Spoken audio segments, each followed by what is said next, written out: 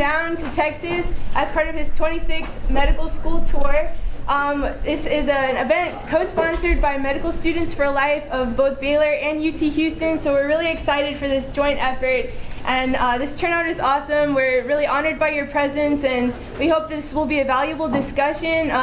Nothing's off limits in terms of topics for discussion, so please open your hearts, your minds, and hopefully this will be a great topic for everybody to learn a lot about.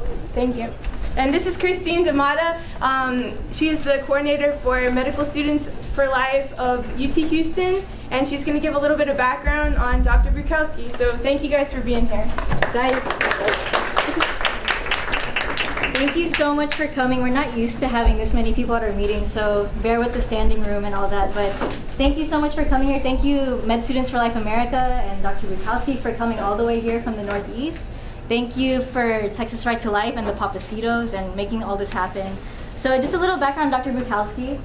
Since 1994, he's been a board-certified OB-GYN, and he graduated from South Alabama College of Medicine in Mobile, Alabama in 1987. He did his residency in obstetrics and gynecology at the Contraceptive Research and Development Center, the Eastern Virginia College of Medicine, and the home of the Jones Institute for Reproductive Medicine in 1991. And since then, he's been in private practice, delivering thousands of babies and caring for as many mothers. And in 2005, his practice went nonprofit so that he could help the underserved as well as the insured. And he stopped performing abortions during his residency, and since then has considered himself pro-life.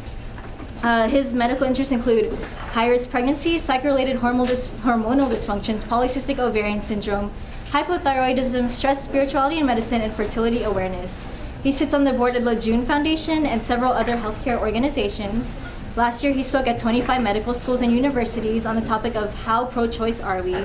And today, his topic for conversation is the hypocrisy factor, the struggle to make abortion safe, legal, and rare, a clinical conversation. So please welcome Dr. Bruchalski. It is wonderful to be with you all here today. It's a delight to be here in Houston, Texas.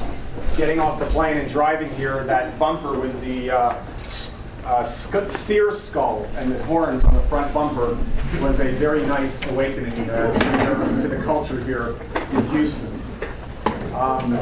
And truly, this is a very important time in medical school and a medical student's training.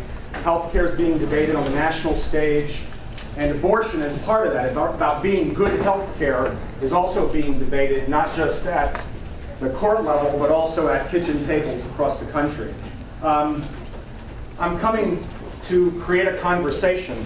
I know it's 12:20, and we need to get out of here by 1 o'clock. So I'm going to try to condense this a little bit, but I'd like to create a conversation. This issue of abortion is not only politicized, but also polarizing. Right? You've got people saying on one side of the issue, abortion is the most moral choice a woman can make. And on the other side, women deserve better than abortion, that it's a taking of an innocent human life. And we keep battling each other over the heads, beating each other over the heads, rather than trying to create conversation which would create an exchange of ideas. We hide sometimes behind sound bites. There's also a pornification of the culture, right? We recently have had Rush Limbaugh using the slut word, and we've had Bill Maher using the C word. It's incredibly a contentious time in American medical history. It's a delight to come to a medical school. This whole idea of being innovative, celebrating diversity. One of the most common comments I get, no matter where you stand on this issue, you are intellectually curious. And for that, I am deeply grateful, because I think it's that curiosity and that desire to walk the walk and talk the talk as a physician, as a PA, as a nurse, as a healthcare provider. I think it's one of the most important things we can do. And I've been on both sides of this issue, and so I really don't want to throw stones. This is more of an experiential, clinical discussion on this topic. So I'm going to throw out a few questions, try to give a few comments, and then hopefully those questions will create some conversation. A common complaint that we have in our profession is this. A 2011 study of OBGYNs showed that 97% would encounter patients seeking abortion care, but only 14% would perform abortions. Why is it that after 40 years of legalized abortion, only 14% of OBGYNs, this is OBGYNs, mind you, perform abortions? Why do we have to start recruiting other healthcare providers, PAs, nurse practitioners, family practitioners? Why do we have to go outside of the OBGYN world? That was the first question. And part of that is, why do most Americans today consider themselves pro-life? It kind of has shifted data-wise, I guess, over the last 10 or 15 years. The other issue here is that there's another study that's done that says that if you ask men and women who are going into residency who wanted to do terminations, do abortions, only about 53% of them do so once they leave residency. Okay, so that's my first question. There's a very interesting article by Frances Kissling in the Washington Post. She used to be the head of Catholics for Choice. And she wrote this editorial right after that clinic in Pennsylvania was identified, Gosnell's Clinic, where they had, women were dying, there were people there who weren't trained. It was kind of a mess. It was rather kind of revolting on many areas. They were the third largest OxyContin distributor in the state. People were looking the other way. Women were leaving their clinic and going to the local emergency rooms. There was very little oversight. And the late-term abortions done there were quite graphic. So Kissling comes out from the choice side and says, you know what? The political arguments we used back in the 1970s don't matter anymore. Europe has kind of gone to this, you know what?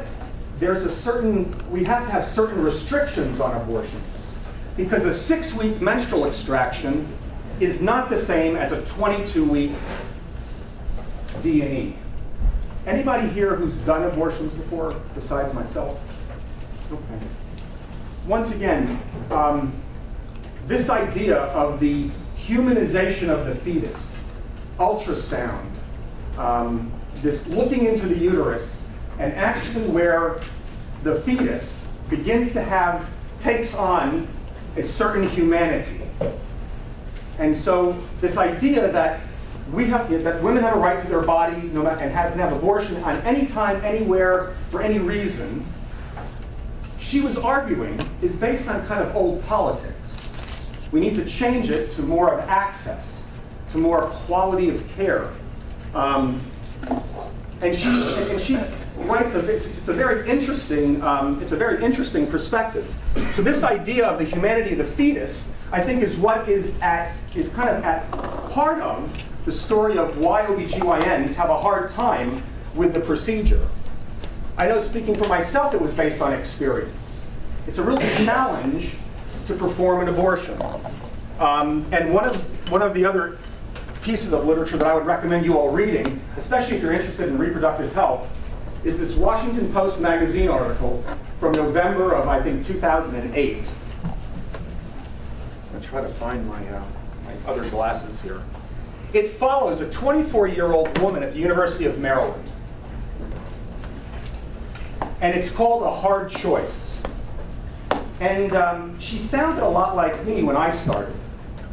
I don't know until I'm faced with doing it, meaning the abortion, but I think I would absolutely be able to provide it.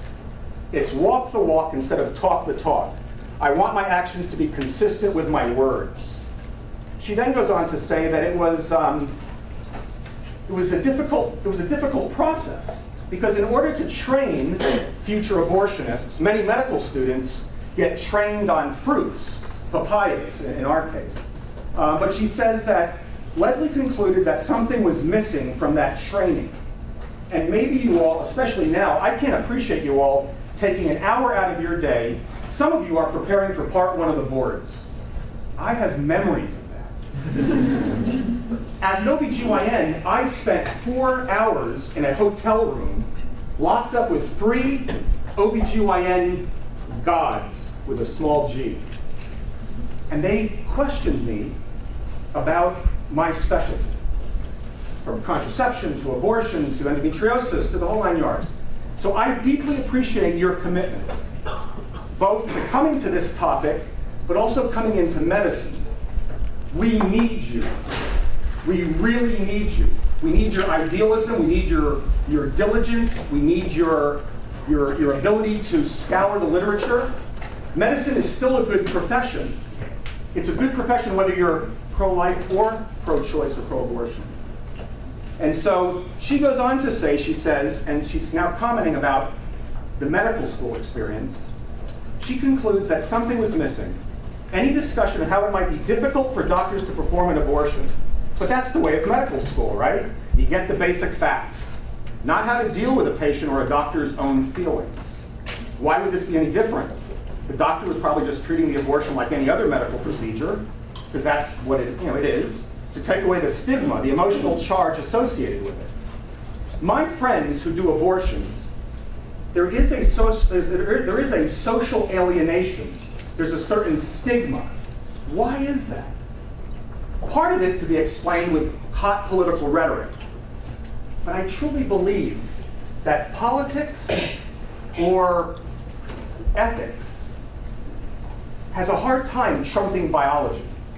And I'm just here to posit that the humanity of the fetus, whenever you decide that if it has that, that's what makes it difficult, both on the provider end and on the woman who's had it, as well as on our friends and families that have gone through abortions. She says here, you can't deny it, she says. I feel they're ignoring it. I want more guidance on the softer side of it, the emotional quagmire of what you have to do to deal with the everyday as an abortion provider. Many abortion providers are looking over their shoulder, think there might be some violence done to them. It's a real critical issue to kind of grasp, and that's the reason why I'm here. She goes on and continues to talk about her. She says, once again, the patient's in obvious pain. Her screams gave Leslie the chills. She thought she might throw up. This was from a first trimester of termination. It took 5 minutes. The second procedure was easier. Then the second trimester of termination, she says, it's really hard to watch, the doctor warned her. This time it took 10 minutes rather than 5. The dilators were bigger. It was definitely gruesome, she said. You could make out what a fetus would look like, tiny feet, lungs, but it didn't look like a person. A person, personhood. What I'm here to throw out at this point is to say that we as a collective society have moved away from the scientific definition of not personhood, but of human life. It's become a little bit more blurred, right? We have people basically saying that it can be human genetically, biologically it's alive, but then it has to have some sort of self-awareness. It has to have something else added to that. And so this definition of human life has become softer, has become less genetic, less embryologic, and more sociologic. Well, she goes on to say, she didn't regard the fetus as a person yet. She said she was happy to help the woman. I feel like I was giving her a new lease on life. She describes the process she found disturbingly brutal, but necessary, like a necessary evil. A papaya doesn't bleed and scream, she said. Leslie didn't want to have to steel herself emotionally to perform abortions, and she was coming to realize that that's what she would have to do. So, once again, we're beginning to see that this issue of what our ideology is sometimes doesn't jive with what our experience is. And Leslie, being pro-choice and pro-abortion, I think she's coming to grips with some of the issues, the same issues that I came to grips with, that I had to come to grips with. Now, abortion providers maxed out, peaked in 1982 at about 2,700. Today, we have about 1,700. And it's been stable, I think, for about the last 5 or 6 or 7 years. The American College of OBGYN had to do something. So this was the second question that I want to ask. Why in 2007 did the American College of OBGYN change their position on the primacy of conscience? They wrote a committee opinion, a paper, entitled Conscientious Refusal in Reproductive Medicine, the Limits Thereof. Because up until that point, like when I went to my residency program, and you're going to find this here, any one of you all who want to go into OBGYN, it's a great profession. It's very, very satisfying, surgically, medically, sociologically. What happens is that certain medical programs are very adamantly pro-abortion. You really shouldn't come here if you don't want to do this. I interviewed at University of Emory in Atlanta, and there they had a large abortion clinic. And they basically told people that if you didn't want to do it, you just have to make it up in call, but you were still welcomed into the program. Places like, I believe Hopkins and Harvard said, no, you got to sign a waiver. If you're coming here, you really plan to do them because we really want to help teach. And yet in 2007, that suddenly changed. They basically talked about the basic, by the way, you guys are just, it sounds like UT Houston has a pretty solid bioethics program. Is that right? Or it's substantial or it's significant? I mean, we have small groups. Small groups, okay. And does it last throughout the year? No, it's just 6 weeks. Just 6 weeks, okay. Well, they do this across the country in different ways. Some people, it's an afterthought. In other places, it's a whole year. But this idea that when you look at bioethical issues on the grand scale, it's pretty eloquent. But when it gets down to the details, it becomes rather difficult to do. Because what happens, they have difficult decisions get made. So you have on one side patient autonomy. And you're basically saying that the patient comes first, and my right to practice my conscience flies right in the face as a burden to a woman coming into my office. Abortion's not illegal, and it's medically effective, so why not do this? And on the other side, the provider autonomy side, is that, hey man, I'm a doc with my own education, my own scientific acumen, my own conscience. I don't have to do whatever someone comes in. Every specialty here, every specialty that you're going to be in, you are going to have patients coming into you hot off the internet. And they're going to have copied in their hands whatever article, whatever paper, whatever technique, medicine they want. And you're still going to have to say to them, you know what, I'm not sure, I don't think this is a valid alternative for you. You're going to have to make that decision at the bedside, in the office, facing the patient. And so what happens is that you've got the provider autonomy. For many of us, abortion is the taking of a life. And so for us, as in our conscience, we just can't go there with you. And so what happens is that you begin to see that some choices involve victims, whether it's the life inside the mom, the unborn life, the fetus. And so because there's a victim involved, your people's viewpoints may not follow through. It may not go all the way there. And so what happens is that you begin to talk about conscience as this feeling or this thought deep inside of you.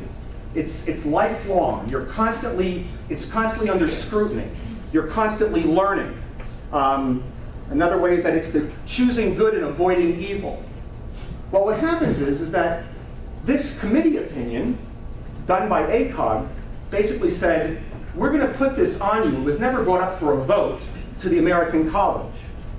They basically picked one aspect of conscience, a Hobbesian view, that basically conscience is nothing more than sentiment or feeling.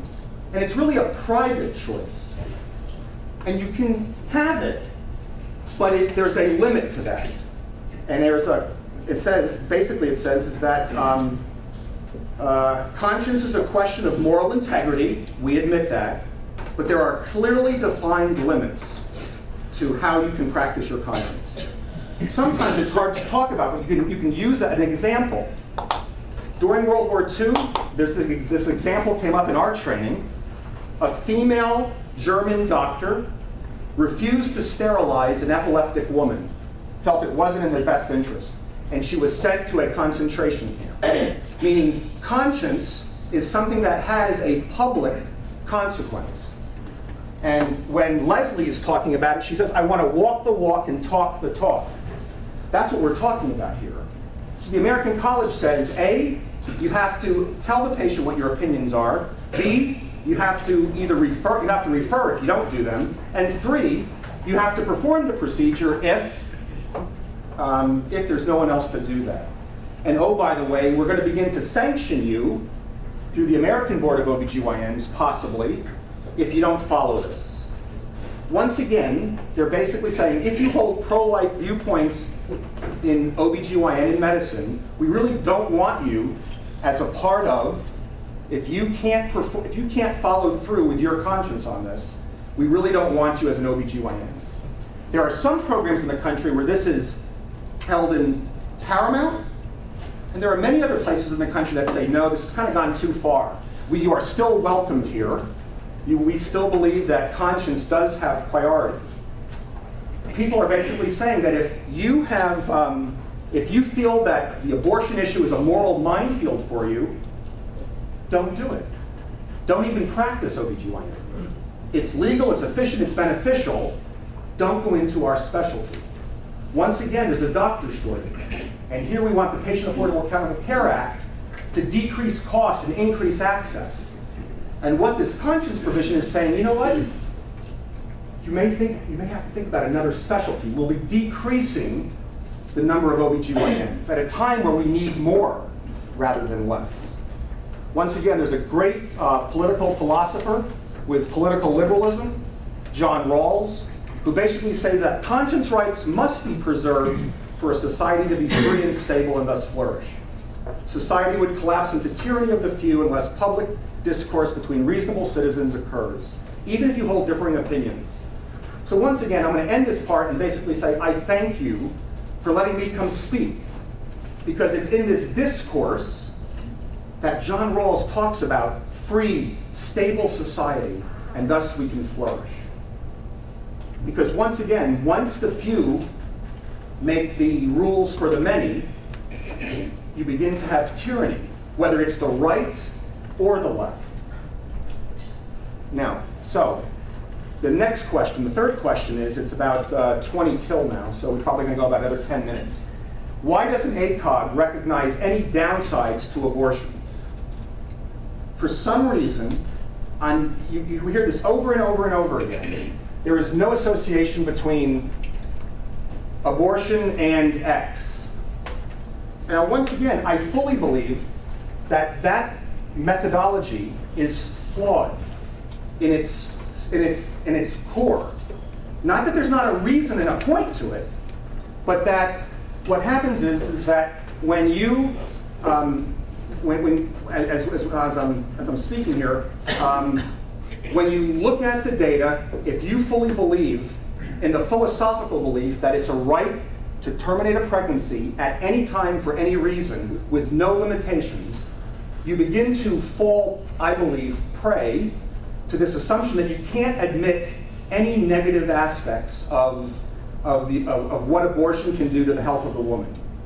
And so when I began to look at some of the data when I was converting, when I was changing my opinion on this, when I was moving to a more pro-life, several areas came out, and I just want to bring them up for conversation. One is preterm birth. 1 in 8 pregnancies we're affected by in the hospital. March of dimes in hospital systems. This is a major, major problem, preterm birth. When you look at preterm birth, there are several interesting aspects to this. That African American women have a 2 to 3 times higher risk of preterm birth than Caucasian women. They also have a 2 to 3 times higher risk of abortion compared to Caucasian women. African American women deliver babies less than 37 weeks 2 times more often, and less than 32 weeks 3 times more often. When the Institute of Medicine, along with the March of Dimes, looked at preterm birth, they listed abortion as an immutable risk, something that couldn't be changed. And yet, what happens is that in that same report, it says that 50% of all preterm births are due to unknown causes. When looking at the literature, there were 114 studies that showed a significant correlation between abortion and preterm birth. There's other databases, especially the Australian database, that looked at a dose effect relationship between abortion. 1 abortion, 60% increase. 2 abortions, 150% increase. 3 abortions, 460% increase. And 4 or more abortions, 800% increase. Over 50 studies show that there's an association. Now, once again, on one side, we hear there's no association. And on the other side, we have data to suggest that there could and can be an association. This issue with mental health. Is there an association between abortion and mental health? The American College says it has been put to rest. There's no increased mental health illness with abortion versus a term delivery. In 2008 in Great Britain, the Royal Society of Psychiatrists felt that there was enough data in the literature that that depression should be added to their consent forms for the abortion procedure. Once again, Priscilla Coleman just recently did a very large meta-analysis from last year. Over 870,000 total subjects, 163,000 with who had abortions, 32 studies, 6 countries, 36 measures of effect. She overall saw an 81% rise or increase in mental health problems. And it goes on, 37% increase in anxiety, depression, alcohol, substance abuse, marijuana, 220% increase. What's interesting is that the pro-choice side came out with a very good criticism and said, you're using spurious data. There were people who had mental illnesses prior to the abortion, and so it's really not why. It's not good science, it's not good data. Coleman publicly corrected her data, and the data still stood. It's consistent with the Canadian data from 2010, and once again, this idea that we have women who regret their abortion. I think whether you're on either the pro-choice or the pro-life side, I fully believe that you have to give credence to the difficult nature of this position, of having an abortion. You have to give credence to the woman's story, whether you're on either side. And then lastly, we have this abortion and breast cancer risk. We're talking about the American OBGYN, the American College, and the National Cancer Institute saying there's no association. They use Dahling's work. They're looking at these large meta-analyses. There have been 53 good epidemiological studies done. There have been 31 that have said there's a positive association. 17 says there's no association. When you take them all together, it's a wash. And so when you look at the entire cohorts, there's no association. And yet, in that 1994 study from the National Cancer Institute, they mentioned that there was a 50% increase in breast cancer for women who had abortions. But what's interesting in those subgroups is that we know that if you have a family history of abortion, or a family history of breast cancer, you have an 80% higher risk of getting breast cancer. If you have an abortion before the age of 18, you double your risk for breast cancer. In that study of about 1,700 patients, there were 12 women who fell in both subgroups. Those who had a family history and those who aborted their first infant before the age of 18. All 12 women developed breast cancer before the age of 45. The number was small, so it was not statistically significant. But when I asked my professors why we didn't bring this up, they didn't have a good answer. And I fully believe, I just want to challenge you here that we need a real, common, scientifically sound debate on this data. If you are pro-choice, read the American Association of Pro-Life OBGYN's evaluations of some of these studies. Go to Angela LaFranchi and look at some of the data that she's collected. For you on the pro-life side, look at the American College data. Look at what's found in our journals. And once again, what I found is that it is not as clear as my college wants to say it is. There is enough doubt and enough studies worldwide. You know, the first 3 studies on the risk of abortion and breast cancer came out in the late 50s and early 60s. Japan had 2, Russia had 1. They all showed an association that having an early abortion increased your risk of breast cancer. And now, ever since 1994, we're constantly fighting this debate, people throwing this data around on both sides. It's a very interesting debate. We all agree, whether you're pro-choice or pro-life, that delaying a first-term pregnancy raises your risk of breast cancer. If you have a first-term pregnancy early, it decreases your risk of breast cancer. We can talk more about that in a minute. Lastly, the question is that can you provide quality health care and be pro-life? I absolutely believe you can. We want to talk about comprehensive women's health care. There is a rising number of women, patients, who want to come to doctors who don't provide abortions. This idea that I've learned to care for 2 patients. We don't get rid of diseases by getting rid of patients with the disease.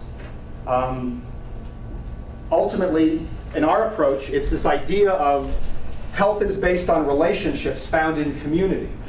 This idea that you need to build relationships. What I find most, once again, challenging when I was doing abortions is that people don't come back to you. They don't usually follow up because of the difficult nature of the procedure. You want to build a relationship with your patients, whether you're on either side of the issue. Medicine is an act of mercy, like feeding the hungry, housing the homeless. It's something that we've got to move beyond this 1-minute doctor-patient provider interaction. You've got to find meaning here, because many of my peers in medicine today are cynical and pessimistic. They've lost that drive that brought them into medicine in the first place. And I believe that you can hate the disease but love the patient. And that means caring for them. If you fully believe that providing abortion is a loving alternative, please, folks, if you have that ideology and you're going into OBGYN, do the procedure. Please. Be consistent. Because I think together we can work across the line here. We can, as a pro-life doctor, as a pro-choice doctor, for the different community resources that are available, we can work together to make abortion unwantable or to make it more rare. Once again, I thank you for your time. It's about 10 till 1. I really appreciate you all listening, and we can open up some questions. Thanks so much.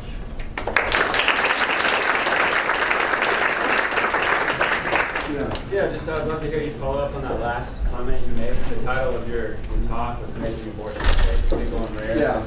And I feel like there's a lot of opportunity for common ground, regardless of the side on that. And I'd just like to hear more about efforts, particularly made on the, since you represent pro-life, particularly made on the pro-life side. Yeah, sure. Toward those goals. Sure.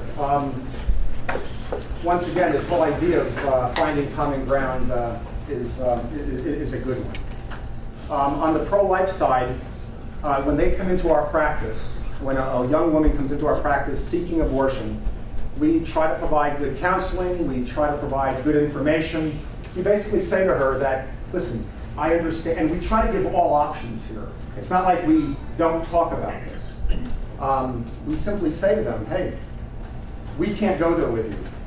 We don't feel that it is a healthy decision, that there are some possible risks for mental health, for preterm labor, for breast cancer in the future. But we don't throw stones here. There's good Guttmacher data that says that most women know where to go have abortion.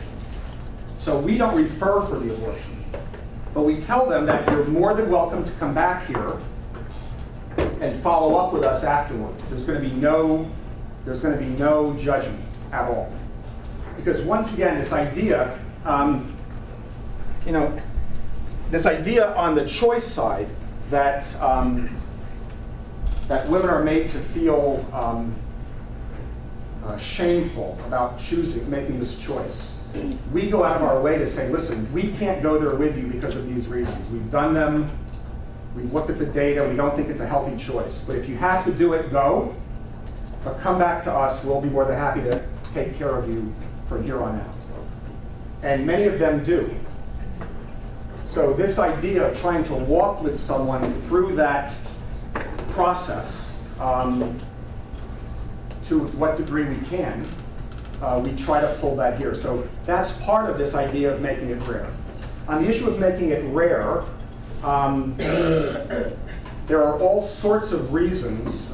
Many people on the pro-life side provide hormonal contraception. In my practice, I don't. I kind of jokingly tell people I've gone green. I would rather educate a woman about her biology, about her fertility. And so therefore, through education, we would teach them about how to not get pregnant. We would also talk to them about what are they doing with their life. You're not sleeping with a jerk. We can have a conversation. What's your home life like? Very similar to what we try to do with smoking or with any other difficult behavior. Once again, and this is another point I want to make to you all. Healthcare is not about technique. I know that there's good surgical techniques, and the best laparoscopic surgeon in our neck of the woods is a terrible bedside manner, but he's really good at laparoscopy, and that's why people go there. But for most of us, it's about a relationship, even though the world's trying to tell us that